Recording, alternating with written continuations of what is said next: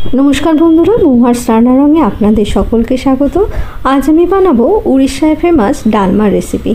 प्रथमे आमी निये नियेछि एखाने अरहर डाल। डालटाके एकटुखानि आमी भिजिए रेखेछिलाम आधा घंटार जन्य। तारपरे एटाके खूब भालो करे आमी परिष्कार करे धुए नेब। आपनारा चाइले एखाने मुग डालও व्यवहार करते पारेन।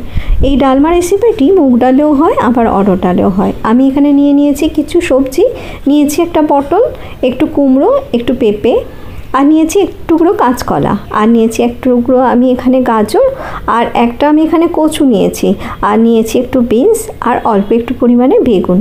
এগুলোকে আমি একটা স্কোয়ার শেপে কেটে নিচ্ছি। এখানে আপনারা চাইলে রাঙালু ব্যবহার করতে পারেন, ওল ব্যবহার করতে পারেন। আমি এখানে বিনস দিলাম, আপনারা বিনস নাও দিতে পারেন। আর এখানে আমি নিয়ে নেব একটা টমেটো। আমি এই ডালমা বানাতে একটা টমেটো ব্যবহার করছি, তবে আপনারা চাইলে টমেটোটা নাও দিতে পারেন। টমেটোটাকেও আমি কেটে নেব। আর নিয়ে নেব এখানে 1 ইঞ্চি আদা। আদাটারও খোলা ছাড়িয়ে নেব, পরে আমি আদাটাকে একটু থেতো করে নেব। আমি ডালমা রেসিপিটা কুকারে বানাচ্ছি, তবে আপনারা চাইলে কুকারে না বানিয়ে যদি সময় থাকে এটা একটা হাঁড়ির মধ্যেও বানাতে পারেন। তাতে একটু সময় বেশি লাগে, যেহেতু আমার কাছে সময় কম ছিল তাই আমি এই পুরো রেসিপিটাই কুকারে বানালাম। সব সবজিগুলো আমার কাটা হয়ে গেছে। এবার আদাটা আমি যেটা নিয়েছিলাম সেটাকে একটুখানি আমি থেতো করে নিচ্ছি। এটা থেতো করা হয়ে গেলে আমি রেখে দেবো। দিয়ে আমি কুকার নিয়ে নিয়েছি। কুকারের মধ্যে আমি প্রথমে টমেটোটা দিলাম, দিয়ে আমি যে ডালটাকে একটু ভিজিয়ে রেখেছিলাম সেটা আমি এর মধ্যে দিয়ে দিচ্ছি। দিয়ে আমি এতে দিয়ে দেবো পরিমাণ মতো একটু নুন আর একটু হলুদ, দিয়ে দেবো এতে অল্প পরিমাণে জল, দিয়ে এটা ঢাকা লাগিয়ে এটা আমি 2টো সিটি দিয়ে দেবো। একটা সিটি আমি ফুল ফ্লেমে দেবো, আর একটা মিডিয়াম টু হাইতে করে আর একটা সিটি দিয়ে দেবো, যাতে ডালটা 90% সেদ্ধ হয়ে যায়। যতক্ষণ আমার ডালটা সেদ্ধ হচ্ছে ততক্ষণে আমি একটা মশলা রেডি করে নেবো। একটা কড়ার মধ্যে আমি দিয়ে দিয়েছি 1 চামচ, বড় চামচের 1 চামচ জিরে, আর দেবো এখানে 1/2 চামচ মৌরি, 2টো এলাচ দেবো, 2টো লবঙ্গ দেবো, একটা ছোট টুকরো দারচিনি দেবো, আর ছোট চামচের 1 চামচ দেবো গোলমরিচ।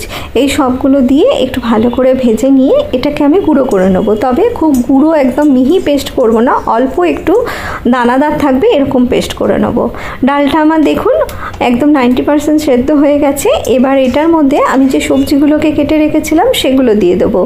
দিয়ে এর মধ্যে দিয়ে দেবো আমি একটা তেজপাতা, আর যে থেতো করে রেখেছিলাম আদাটা সেটাও দিয়ে দেবো। দিয়ে আবার প্রেসার কুকারে ঢাকাটা বন্ধ করে হাই ফ্লেমে আমি একটা সিটি দিয়ে দেবো। আর এতে আমি দিয়ে দেবো 1/2 কাপেরও একদম কম একটু জল, দিয়ে আমি এটা ঢাকা বন্ধ করে দেবো।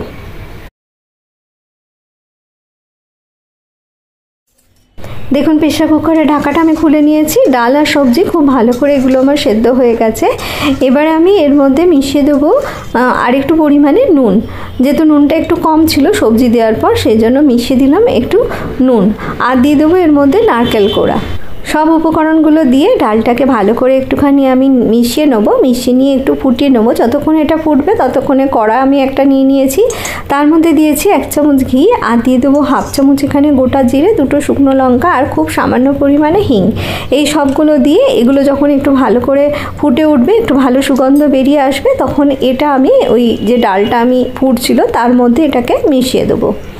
দিয়ে একটুখানি ভালো করে আরেকবার নেড়ে নেবো। নিয়ে আমি যে মশলাটা আগে থেকে ভেজে গুঁড়ো করে রেখেছিলাম সেটা এখানে পুরো 1 চামচ এর মধ্যে দিয়ে দেবো।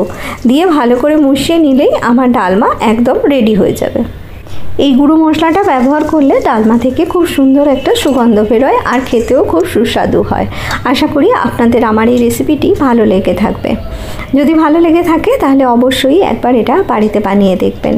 এই ডালমা থাকলে ভাতের সঙ্গে আর কোনো আলাদা সবজির তরকারি হয় না। বন্ধুরা, আমার এই রেসিপিটি যদি আপনাদের ভালো লেগে থাকে তাহলে একটা লাইক করে দেবেন। যারা আমার এই চ্যানেলে নতুন তাদের কাছে অনুরোধ রাখবো তারা আমার চ্যানেলটা সাবস্ক্রাইব করে নেবেন। আর পুরনো বন্ধুরা অবশ্যই আমার পাশে থাকবেন। আমি আবারও হাজির হয়ে যাব নতুন কোনো রেসিপি নিয়ে আপনাদের সামনে।